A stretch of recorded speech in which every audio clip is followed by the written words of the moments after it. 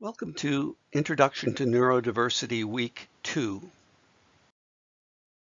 This is Module 2, Sources of Strength-Based Paradigms for Exceptional Learners. And in this presentation, I'd like to go over some of the strength-based thinkers which have or could positively affect the way in which we regard and work with individuals with exceptional needs. But first, I'd like to pose a question to you and give you some time to think about it. So you might want to put a pause on the slideshow and think about in your life, who are the thinkers that have inspired you? These may be writers, artists, political leaders, philosophers, self-help gurus, spiritual figures. Just think about who are the thinkers that have inspired you.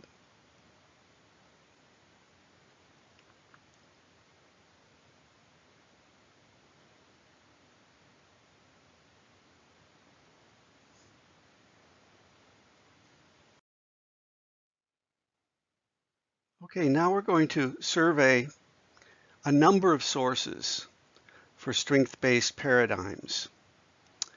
And you might find your thinker in some of the individuals I'll be describing, or you may not. But this is a working list, by no means exhaustive, which can give us a handle on individuals who really expressed faith in humanity, who were critical of approaches that tended to downplay or be pejorative towards individual differences. And we'll start with the philosophers, actually just one philosopher.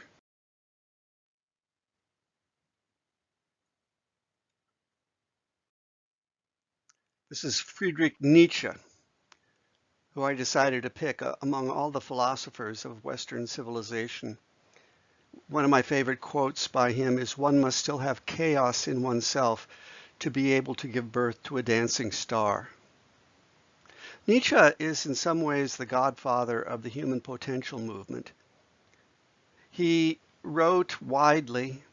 I've read most of his books, and they're hard to really describe in any one sentence because he has many different views. Sometimes they're often in opposition to one another. But there is in Nietzsche a concern with vitality, with zest, with authenticity, with rising above one's cultural conditions and reaching for the stars. He talked about the overman. Some people use the term Superman. And unfortunately, it led to some bad associations later on after he had died with the Nazi Party and other individuals. But he himself was hardly a Nazi. He would have been the first to have been exterminated probably by them. But at any rate, he really was an original thinker. I think the most original thinker of the 19th century. And his views can be read as a way of invigorating oneself about what it means to be an individual, what it means to self-actualize, although he doesn't use that term. One might also look at some of the other philosophers who embody an existential or a phenomenological perspective. People like Schopenhauer, Heidegger, Kierkegaard, Sartre, and so forth. But my main choice for this particular category was Nietzsche. Next, I want to look at deficit-based thinkers within the field of special education. And this raises a point and that is that it's not easy often to disentangle what is deficit-based and what is strength-based within even a single thinker or educator within special education. And I'll give you 3 examples. The first example is John Langdon Down, who is the physician who gave rise or gave his name, or other people gave his name, to the condition of Down syndrome. And while one may associate him with a deficit approach, in his writings he manifested some remarkable abilities to see the positive side, the strength side of individuals with that diagnosis. He wrote in one place, "Children with Down syndrome have considerable power of imitation, even bordering on being mimics. They are humorous, and a lively sense of the ridiculous often colors their mimicry. This faculty of imitation may be cultivated to a very great extent, and a practical direction given to the results obtained." So here we have in 1866 an individual whose name is embedded in a special need or a neurodiversity, who is looking at some of the positives, some of the strengths of individuals with that diagnosis. Another example is Hans Asperger. In your readings, I had you read a book review by Steven Silberberg called Neurotribes, where he looks at 2 thinkers related to the history of autism, Leo Kanner and Hans Asperger. And he noted the differences between them, how Leo Kanner was focused on sort of autism as one overall basic diagnosis that was largely negative in nature, whereas Hans Asperger gave us more of a spectrum of individuals, and many of whom had the ability to do very interesting and wonderful things. He wrote in 1944, "We can see in the autistic person far more clearly than with any normal child a predestination for a particular profession from earliest youth. A particular line of work often grows naturally out of his or her special abilities." I think this is remarkable because not only is he pointing to the positive characteristics of people on the spectrum, but he's looking at the issue of career and how by identifying strengths early in their development, we can help them prepare for a career which is within their niche. And as noted in the book Neurotribes, Leo Kanner sort of ruled the field for decades in terms of his view of autism. And it was only fairly recently that Asperger was rediscovered, and his work has had a really big impact on the field of autism research. The third example I wanted to give is Elizabeth Farrell, who was essentially the first special education teacher in America. And she founded the Council for Exceptional Children, which in their current day form I associate with a kind of a deficit base in terms of the paradigm they work with. And yet here's the founder writing about her class. In this case, it was a class of boys who'd been quote unquote diagnosed with juvenile delinquency, conduct problems, and so forth. And she wrote, "The chief aim is to create in the boys a love of work so that when they go out into the world, they will not join the ranks of the criminal class. For this reason, everything's related to manual training.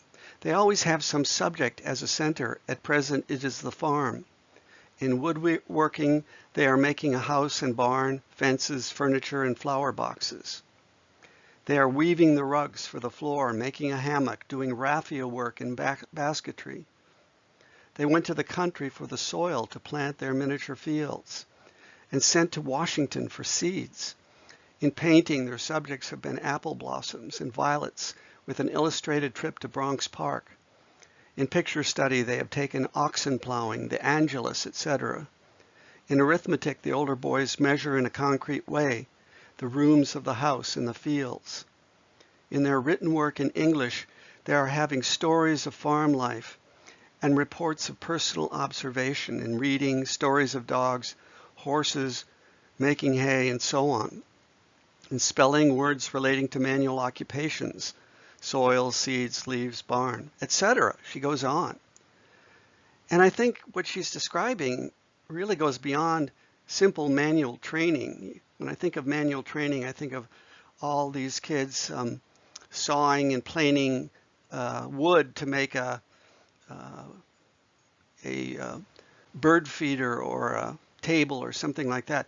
Here she's constructed a completely integrated theme-based curriculum which covers all the academic areas but within the context of the real world. And so she's really working with a strength-based paradigm, focusing on the interests of the students and really drawing them out into all sorts of interactions with the environment around them. So again, just to repeat, it's hard to say or even to label single individuals with a particular perspective of deficit-based or strength-based. And I have to do the same thing when I talk about the Council for Exceptional Individuals, because I'm sure there's a lot that they do that is strength-based.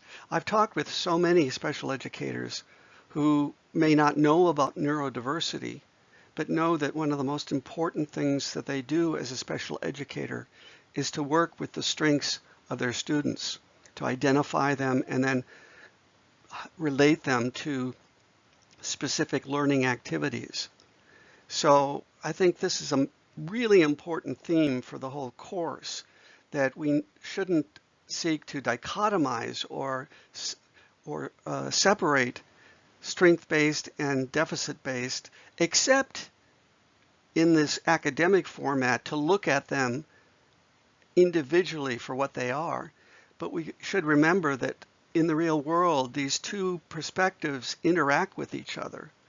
And in some ways, they help each other, because knowing the strengths of an individual can help to really improve an individual's ability in areas of need.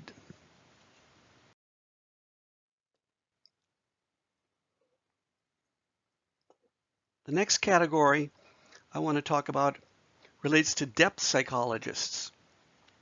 Now, depth psychology is really psychology that involves explorations of the unconscious and the subconscious and even the collective unconscious. And the one name that's most closely associated to this category is Freud, of course, who had a major impact upon paradigms of all kinds in thinking about who we are, what we're capable of doing, and so forth. But Freud's perspectives were limited. He tended to see civilization as the product of suppressed sexual and aggressive drives. His chief disciple was Carl Jung, and Jung eventually broke away from Freud because he felt that Freud was not paying attention or validating the importance of creativity and spirituality as areas worthy of studying in their own right. That creativity wasn't simply a regression to the anal stage of psychosexual development, but creativity was part of human functioning.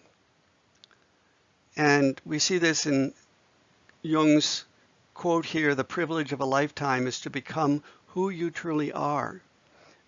Again, we're talking about human potential, actualization, self-growth. Jung himself didn't work too much with children, but he did work with a lot of individuals with social and emotional disorders. And he did have a unique take on schizophrenia.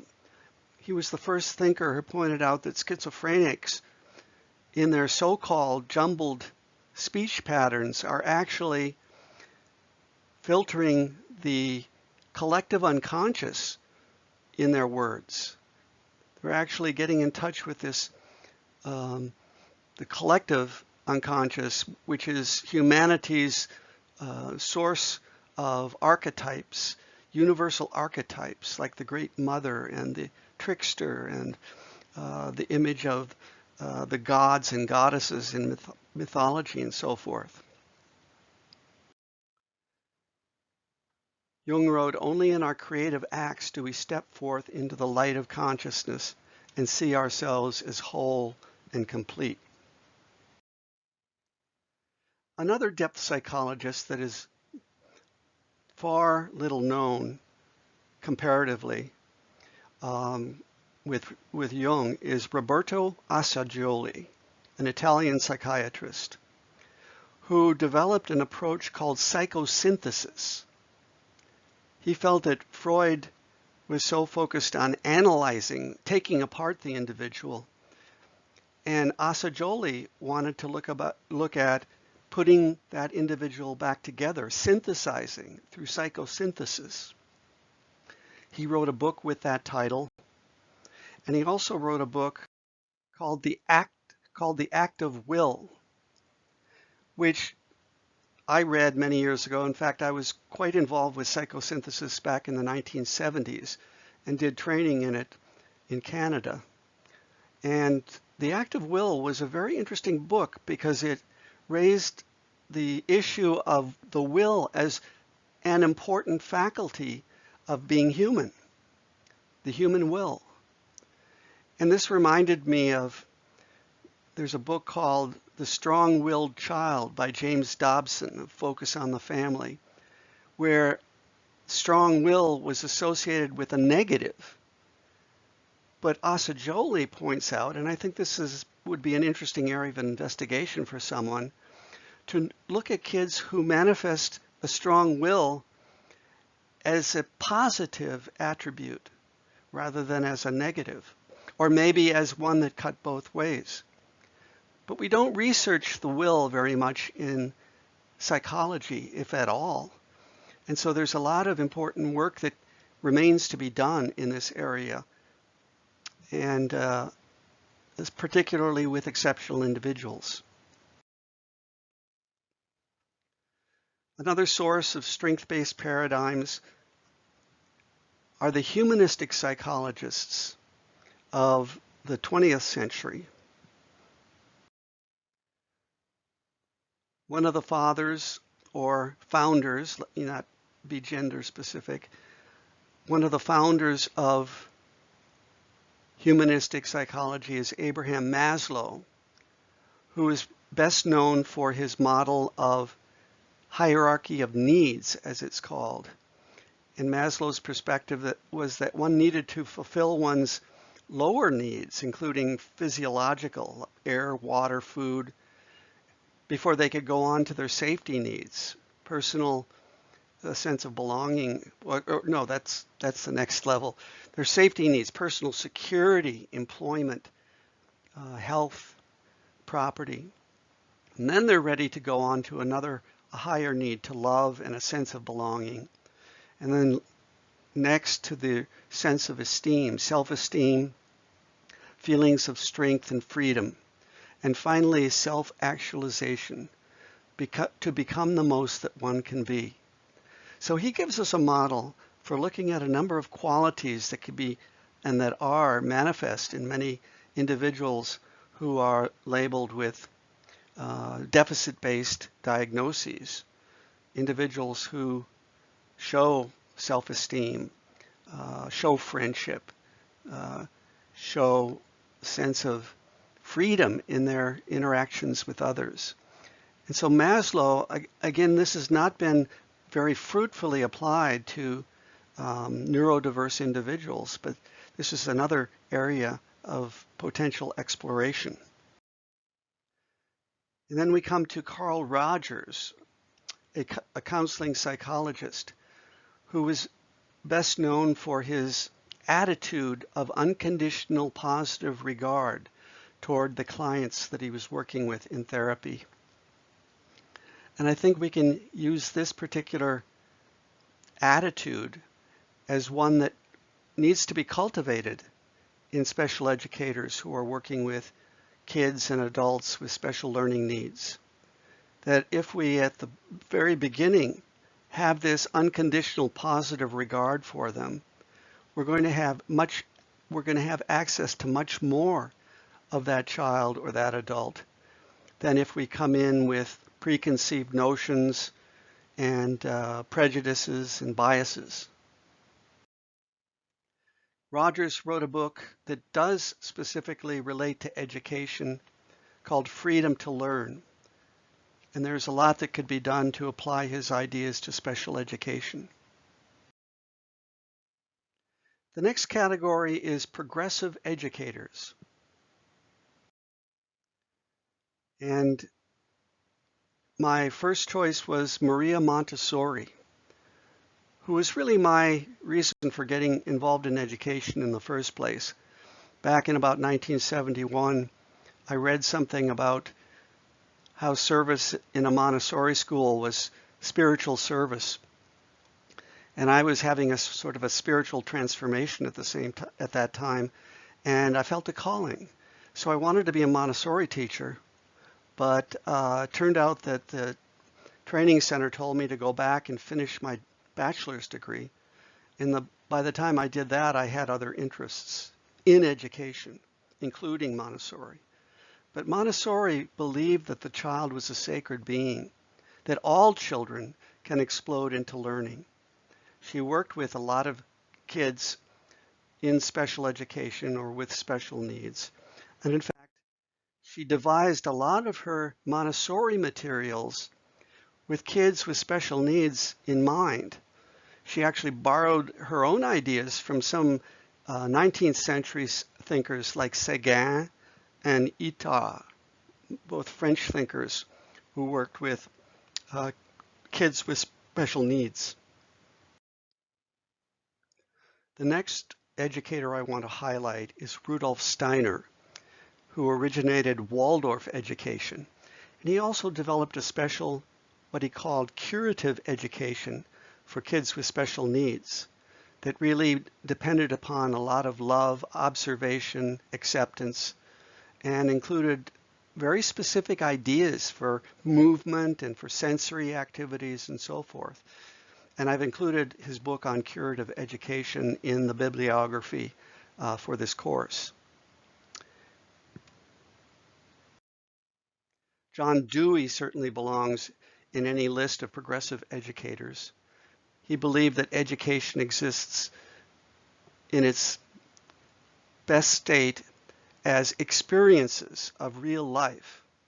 Education is not an affair of telling and being told, i.e. lecture, textbook, workbook, but an active and constructive process that kids actually construct new meanings as they engage with materials from the real world. Here's a picture from one of his classrooms. And I had to muse when I saw this. I thought, you know, most black and white pictures showing the early days of education, in fact, all of them that I had seen before this, were kids sitting in desks, just reading or listening to a lecture. And here's one that looks more like a 1960s or 1970s open classroom, with some kids drawing, other kids playing, other kids engaged with hands-on materials or reading or having discussions.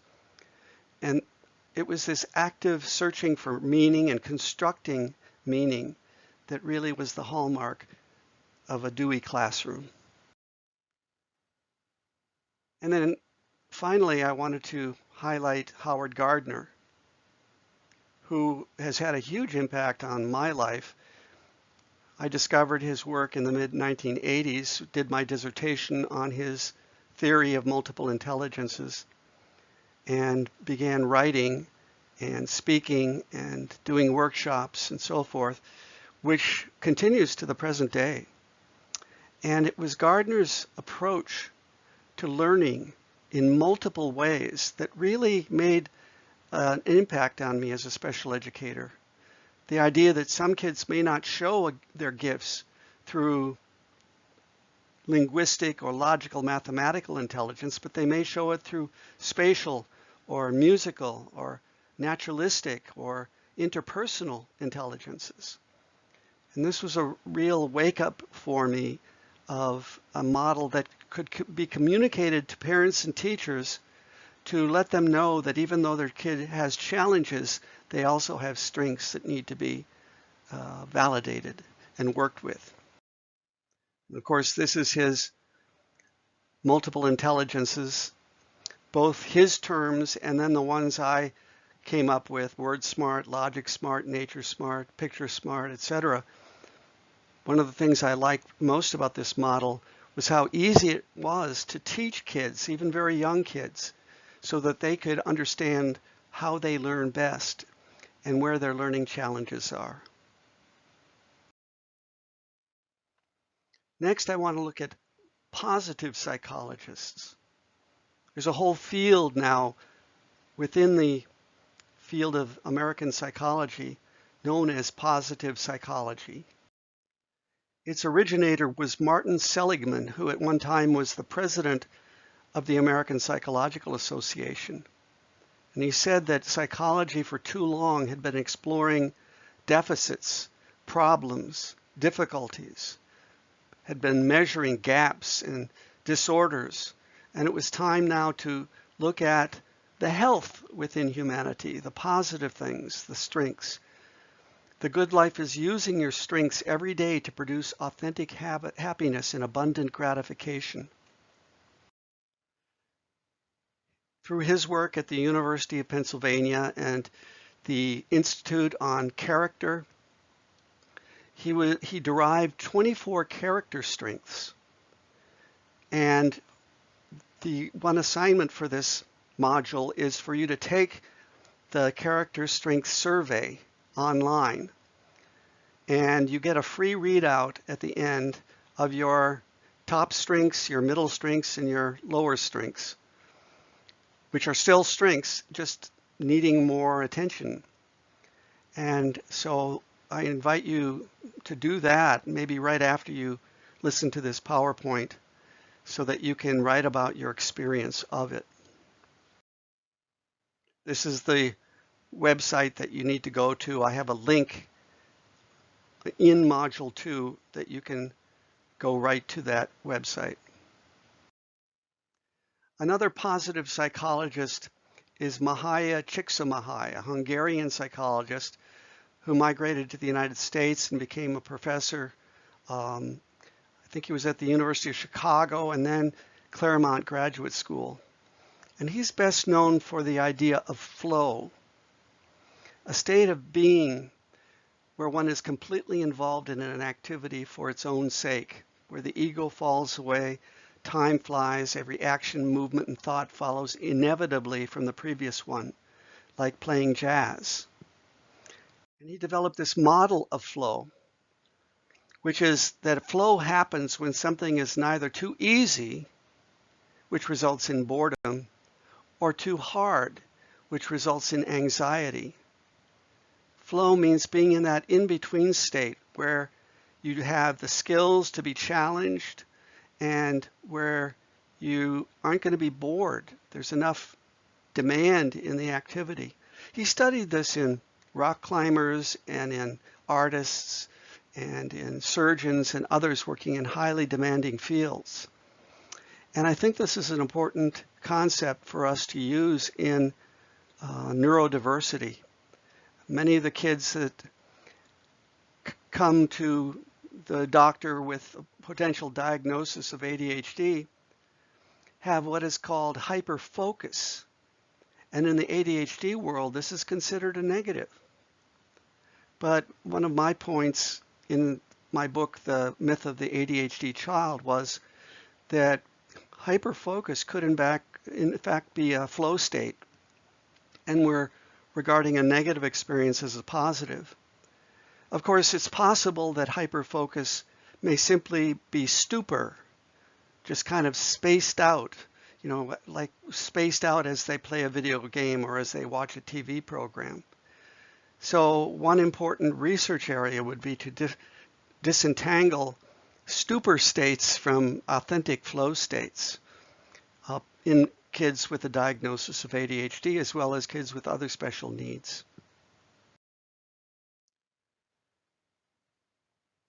Then there are strength-based social workers. I was surprised to learn that the strength-based approach in education actually emerged from social work, from the field of social work. Two thinkers in particular, Charles Rapp and Dennis Saliby, I'm not sure if I'm pronouncing that right, have given us works that seek to frame individuals in terms of their strengths rather than their weaknesses, and work with those individuals in a self-actualized way where the clients themselves are active parts in their own recovery and their own health and development.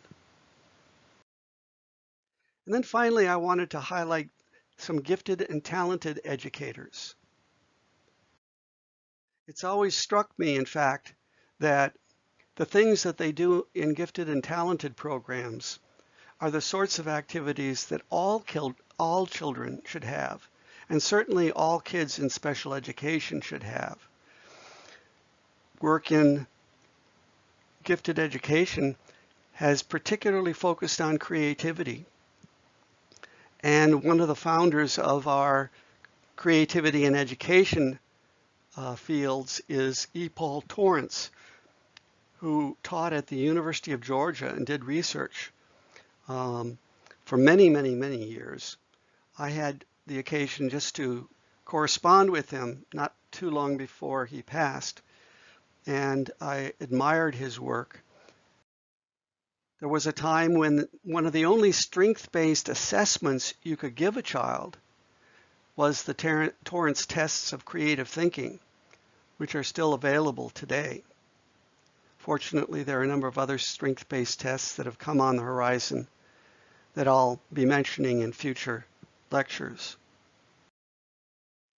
And then there's Joseph Renzulli and his work with gifted and talented, and his widening the arena of who qualifies for gifted and talented, particularly through his triad model that includes creativity, task commitment, and above average ability, so that we're not simply letting kids into gifted education who have the highest IQ scores, but we're really delineating the whole child. Oh, I guess I added one more category, and that was positive business models. Daniel Goleman's emotional intelligence is a good strength-based model that deals with empathy, self-awareness, motivation, self-regulation, social skills. We may have and work with kids who have great empathy and motivation, but lack social skills or self-regulation, for example. The next idea is self-determination theory, a construct that came to us from psychology but has taken root particularly in the business world, which is a theory of motivation and personality that says that like plants, we intrinsically strive for need satisfaction, which sounds a little like Maslow, and that social context can support or thwart this need for striving. And that also actually resonates with what we'll be talking about in a couple of weeks, the idea of positive niche construction for neurodiverse individuals. There's also a field within the business world called appreciative inquiry, which is in some ways a method of problem solving that is based upon imagining what is best, what might be the positives of things, rather than breaking down into simply a problem focus. And I discovered this, and you'll come upon it as well in my book, Neurodiversity in the Classroom, The last chapter, which focuses on special ed, has the work of Peter Kozik, who applied appreciative inquiry to IEP meetings and developed a protocol for how one can run IEP meetings based on looking at solutions and looking at what is best within the child and looking at how they are striving toward goals that need support. Next week, we're going to look at this history of the neurodiversity movement, specifically the term neurodiversity, where it came from, how it's developed, and so forth. For further information, get my 2 books on neurodiversity. First of all, The Power of Neurodiversity, Unleashing the Advantages of Your Differently Wired Brain, and Neurodiversity in the Classroom, Strength-Based Strategies to Help Students with Special Needs Succeed in School and Life.